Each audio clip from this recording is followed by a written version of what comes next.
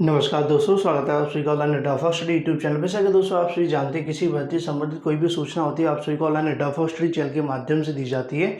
उसी क्रम में इस वीडियो में हम बात करेंगे तमाम भर्तियों की तमाम लेटेस्ट अपडेट के बारे में। तो वीडियो को लाइक और शेयर करना बिल्कुल ना भूलें, साथ में चैनल को सब्सक्राइब कर लें और बेल आइकन को दबा लें। ज़्यादा जानकारी आप सभी टेलीग्राम चैनल को ज्वाइन कर सकते हैं, लिंक आपको वीडियो की डिस्क्रिप्शन में मिल जाएगा। चलिए दोस्तों वीडियो शुरू करते हैं।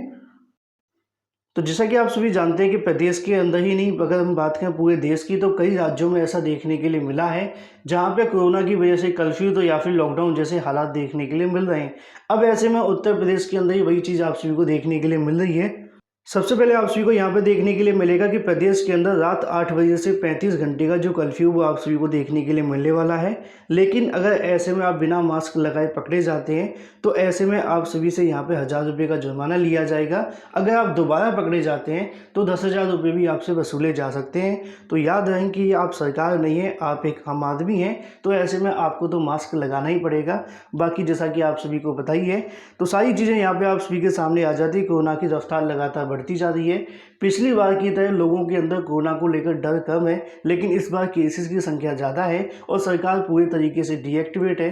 लोगों का विश्वास इसलिए भी कम है क्योंकि सरकार पंचायती चुनाव या फिर अलग अलग प्रदेशों के अंदर जो चुनाव चल रहे हैं उस पर ना रोक लगाते हुए सभी चीज़ों को लगभग बंद कर दिया गया है। तो ऐसे में इस महामारी में अपना ख्याल अवश्य रखें।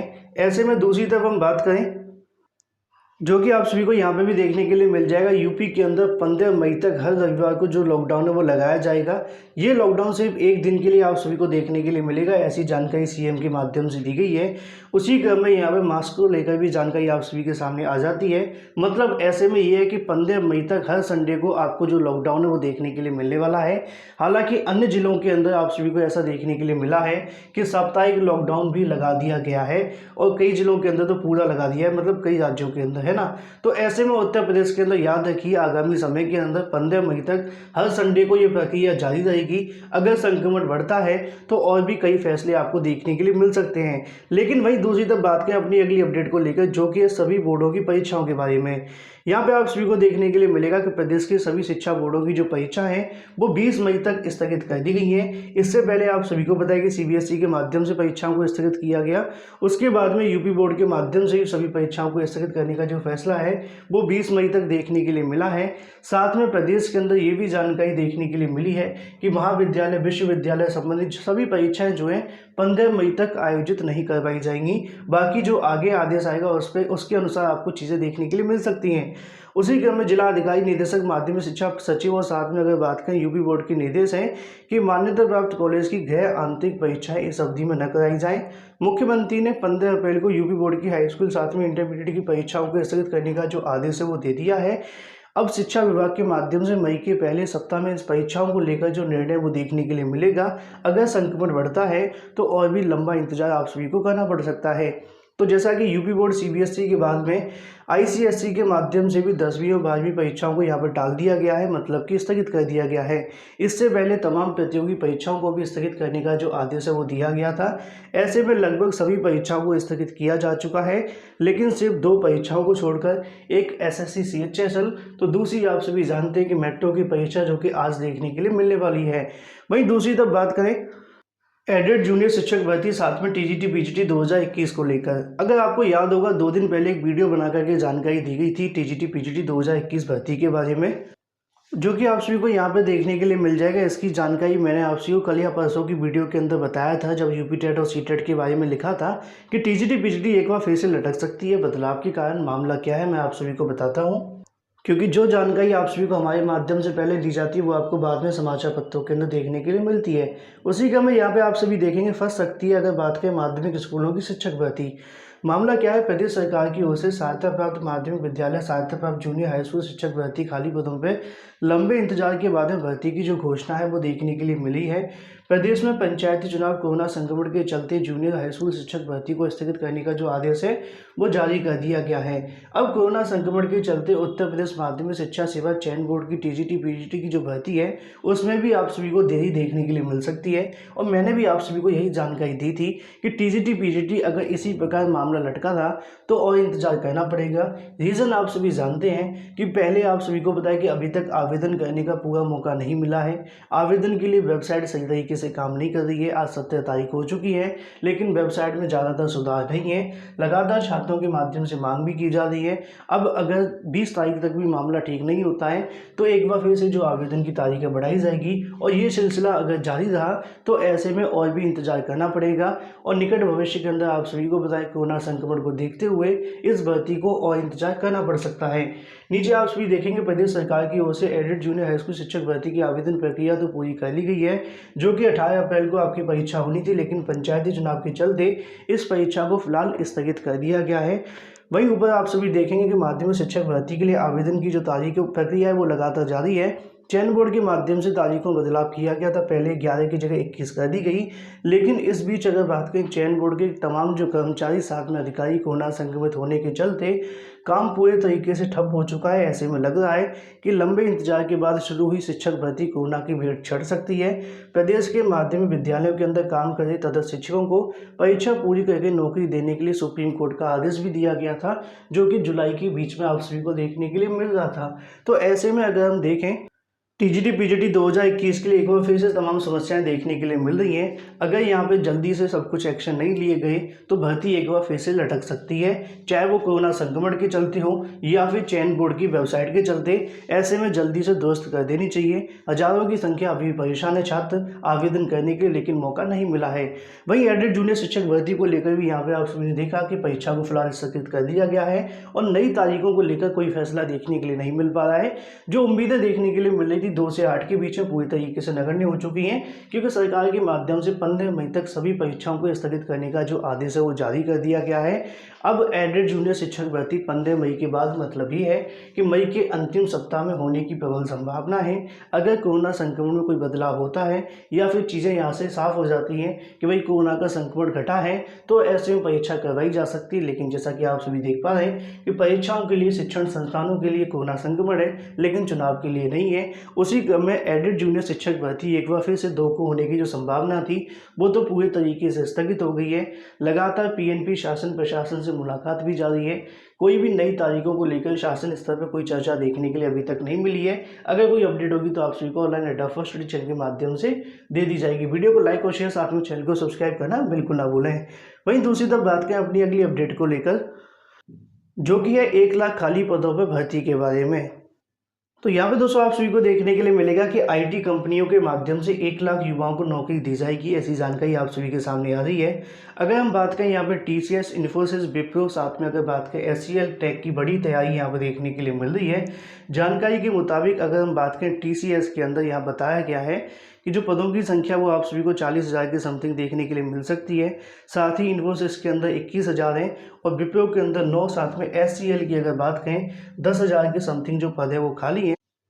तो ऐसे में इन तमाम आईटी कंपनियों के खाली पदों पर आपको जो भर्तियां वो देखने के लिए मिलेंगी। जैसा कि आप सभी देख पाएँ कि देश में आईटी क्षेत्र की 4 दिग्गज कंपनियों के माध्यम से वित्त वर्ष में करीब 1 लाख युवाओं को रोजगार देने की जानकारी देखने के लिए मिल रही है, जो कि 2021 और 22 में बम्पर भर्तियां करने का ऐलान किया है। कंपनी ने पिछले वित्त वर्ष अगर बात करें 45% से ज़्यादा रोजगार देगी। कोविड-19 के दबाव में भारत के सहित दुनिया भर की, जैसा कि आप सभी को बताएं, डिजिटल जो अपनाने का प्रयास है वो किया गया है। लेकिन जैसा कि आप सभी जानते हैं कि ज़मीनी स्तर पर इतना कुछ है नहीं है, लेकिन फिर भी जानकारी आप सभी के समक्ष है कि लगभग 1 लाख पदों पर आपको जो भर्तियाँ वो देखने के लिए मिलने वाली है। और साथ में नीचे फैक्टर अगर बात करें एनालिटिक्स के माध्यम से भी 1000 सॉफ्टवेयर इंजीनियर की जो भर्तियाँ वो देखने के लिए मिलेंगी। हालांकि ये जानकारी इससे पहले भी कई बार दी गई है, अभी इनकी जो शुरुआत है वो नहीं हुई है। जो भी अपडेट आगे निकलती है आपको दे दी जाएगी। वहीं दूसरी तरफ बात करें यूपी बोर्ड परीक्षाओं के बारे में, तो जैसा कि आप सभी को पता है कि कोरोना संक्रमण के चलते यूपी बोर्ड परीक्षाओं को स्थगित कर दिया गया है। लेकिन अब ऐसे में बोर्ड परीक्षाओं को लागू करने के लिए ऑनलाइन परीक्षा का विकल्प आप सभी के सामने आ रहा है। कोरोना संक्रमण को देखते हुए प्रदेश सरकार ने 10वीं 12वीं की बोर्ड परीक्षाएं स्थगित कर दी हैं। परीक्षाएं स्थगित करने का जो निर्णय परेशान अभिभावक, साथ में शिक्षकों, प्रधानाचार्य एवं छात्रों ने ऑनलाइन परीक्षा का विकल्प देने की जो मांग है वो की है। परीक्षार्थियों की मांग है कि जिस प्रकार इलाहाबाद विश्वविद्यालय सहित दूसरे संस्थानों के माध्यम से अपनी कॉपी देकर छात्रों की परीक्षा में शामिल कर रहे हैं, उसी तरीके से सीबीएसई और यूपी बोर्ड भी बच्चों को ऑनलाइन कॉपी जमा करने की व्यवस्था कराने का जो परीक्षा करा सकती है। ऐसे में ऑनलाइन परीक्षा जिन छात्रों को कॉपी जमा करने में समस्या हो सके उस क्षेत्र के लिए किसी विद्यालय में नोडल सेंटर बनाकर ऑनलाइन कॉपी जमा करने की व्यवस्था दी जा सकती है। ऑनलाइन विकल्प के तौर पर छात्रों को ईमेल पर कॉपी जमा करने की सुविधा दी जा सकेगी। ऐसे में छात्रों को कुछ मूल्यांकन तो हो सकेगा, पूरे साल भर पढ़ाई न करने को लेकर जब छात्र परीक्षा मूल्यांकन होगा तो उन्हें अपने बारे में पता चलेगा। राजकीय inter college doctor Prabhakar Tripathi का कहना है कि जब ऑनलाइन परीक्षा का विकल्प है तो ऐसे में छात्रों के मूल्यांकन ऑनलाइन किया जाए और साथ में छात्रों को कॉपी देकर उसे ऑनलाइन जमा करने की व्यवस्था को लेकर जानकारी देखने के लिए मिल रही है। मतलब ऐसे में सुझाव दिया गया है कि यहाँ पर जो ऑनलाइन परीक्षा है वो करवाई जाए। उसी क्रम में नीचे आप सभी देखेंगे कि यूपी बोर्ड दोनों को अपनाना चाहिए, जैसे कि 10वीं में बात करें 12वीं और साथ में सीबीएसई और यूपी बोर्ड के लिए उसी क्रम में परीक्षा को रद्द करना चाहिए। साथ ही अगर बात करें 10वीं के छात्रों की ऑनलाइन असेसमेंट तैयार करके उन्हें नंबर देने चाहिए। 12वीं के और साथ में अगर बात करें अंक करियर निर्णायक होते हैं, ऐसे में परीक्षा जरूरी है और साथ ही छात्रों के लिए बोर्ड की वेबसाइट पर प्रश्न पत्र उपलब्ध कराए जाने के लिए छात्रों की कॉपी में उत्तर लिखवाकर उसका जो मूल्यांकन है वो करवाया जाए। तो ऐसे में बोर्ड परीक्षाओं को लेकर जो नई तारीखों की घोषणा देखने के लिए मिलेगी वो मई के प्रथम सप्ताह के अंदर होगी। ऐसी जानकारी डिप्टी सीएम के माध्यम से भी दी गई थी। वहीं दूसरी तरफ बात करें, जैसा कि आप सभी को पता है कि कोरोना काल के अंदर छात्रों की तो छुट्टियां कर दी गई हैं, लेकिन ऐसे में शिक्षकों को लगातार बुलाया जा रहा है। स्कूलों में शिक्षकों को बुलाने को लेकर संक्रमण बढ़ता हुआ दिखाई दे रहा है। कोरोना का खतरा भी शिक्षकों के ऊपर है और कई ऐसे मामले भी देखने के लिए मिले हैं जिन्होंने जान गंवा दी है। लेकिन इससे संबंधित एक और मामला है जिसको लेकर ना कोई बात करता है और ना ही कोई बात करना चाहता है। मामला है प्राइवेट शिक्षकों का। सरकारी शिक्षकों को फिलहाल बुलाया जा रहा है, हालांकि वेतन भी देखने के लिए मिल रहा है, लेकिन जान से बढ़कर वेतन नहीं है। सरकार को इसको लेकर कोई कार्य देखना चाहिए। ऐसे में जानकारी तो ये भी मिली थी कि चुनाव में ड्यूटी लगाई गई तो वहाँ कोरोना संक्रमित को भी चुनाव के अंदर बुलाया गया। तो ऐसे में कहीं न कहीं शिक्षकों को बुलाने पर लगातार ऐसे मामले देखने के लिए मिल रहे हैं जिन्होंने अपनी जो जान है वो गंवा दी है। तो स्कूलों में शिक्षकों को बुलाने से कोरोना का जो खतरा है वो लगातार बढ़ता हुआ दिखाई दे रहा है। लेकिन ऐसे फिलहाल शासन प्रशासन के माध्यम से आदेश जारी कर दिए गए हैं कि शिक्षकों को तो आना ही पड़ेगा। लेकिन दूसरी तरफ एक प्राइवेट शिक्षक भी हैं जिनको ना तो बुलाया जा रहा है और ना ही वेतन देखने के लिए मिल रहा है। दोनों ओर से पिछले 2 साल से प्राइवेट शिक्षकों की तो बस पूछो ही मत, हालात ऐसे हैं कि शिक्षकों के लिए तमाम समस्याएं हैं। ट्यूशन बंद कर दी गई, कोचिंग बंद कर दी गई है। अब ऐसे में उनकी जो आजीविका थी कहीं ना कहीं वो यही थी, चाहे वो प्राइवेट स्कूलों में पढ़ाना हो या फिर ट्यूशन के माध्यम से। लेकिन कोरोना संक्रमण के चलते ना तो स्कूलों के माध्यम से उनको भुगतान दिया जा रहा है और ना ही सरकार के माध्यम से कोई राहत देखने के लिए मिली है। हजारों कहीं ना कहीं जो शिक्षक हैं वो इस चीज़ को लेकर परेशान है और इस मुद्दे को लेकर ना तो सरकार बात करती है और ना ही कोई उठाकर इस मुद्दे को रखता है। वहीं दूसरी तरफ बात करें एसएससी की 3 बड़ी भर्तियों की बड़ी अपडेट के बारे में, तो सबसे पहले दोस्तों आप सभी के सामने जो अपडेट है वो देखने के लिए मिलती है। सीजीएल 2018 परीक्षा के अंतिम अंक जारी कर दिए गए हैं। कर्मचारी चयन आयोग की अगर बात करें संयुक्त स्नातक परीक्षा के बारे में, 2018 का अंतिम परिणाम 1 अप्रैल 2021 को जारी किया गया था। आयोग की ओर से परीक्षार्थियों के अंतिम अंक वेबसाइट पर अपलोड कर दिया गया है। अभ्यर्थी आयोग की वेबसाइट पर जाकर 16 से लेकर 30 अप्रैल तक चेक कर सकते हैं।